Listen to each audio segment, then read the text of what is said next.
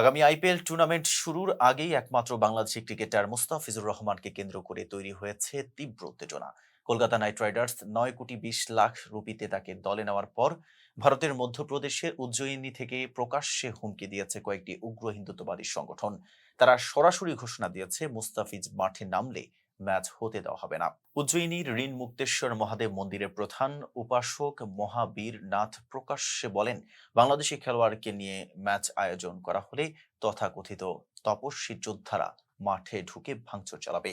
একই সঙ্গে সামাজিক যোগাযোগ মাধ্যমে কলকাতা নাইট রাইডার্সকে বয়কটেরও ডাক দেওয়া হয়েছে।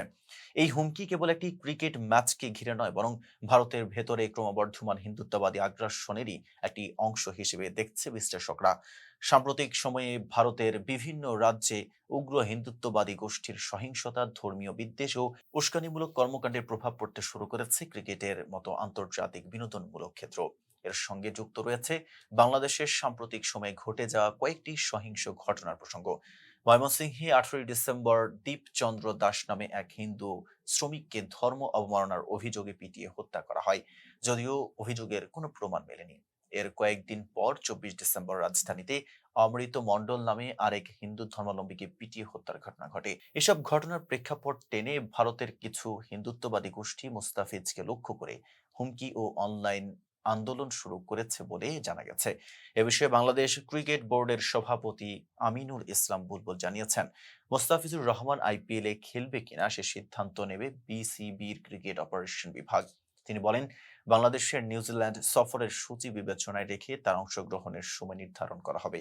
বিসিবির ক্রিকেট অপারেশনস কমিটির চেয়ারম্যান নাজমুল আবেদিন ফাহিম জানান, মোস্তাফিজকে আন্তর্জাতিক সিরিজে অগ্রাধিকার দেওয়া হবে এবং সেই অনুযায়ী আইপিএলে তার অংশগ্রহণ চূড়ান্ত করা হবে।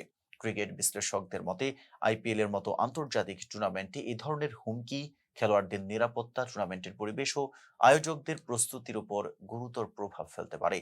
একই সঙ্গে এটি ক্রীড়াঙ্গনে ধর্মীয় ও রাজনৈতিক উত্তেজনার নতুন মাত্রা যোগ করেছে। সব মিলিয়ে মুস্তাফিজুর রহমানের আইপিএল অংশগ্রহণকে কেন্দ্র করে ভারতের উগ্র হিন্দুত্ববাদী গোষ্ঠীর হুমকি টুর্নামেন্ট শুরুর আগেই পরিস্থিতিকে সংবেদনশীল ও বিতর্কিত করে তুলেছে, যা আইপিএল এর নিরাপত্তা ব্যবস্থাপনার সামনে নতুন চ্যালেঞ্জ হিসেবে দেখা দিয়েছে। এতক্ষণ সাথে ছিলাম মেহেদী হাসান। ফেসবুক বলে সাথে থাকার জন্য ধন্যবাদ।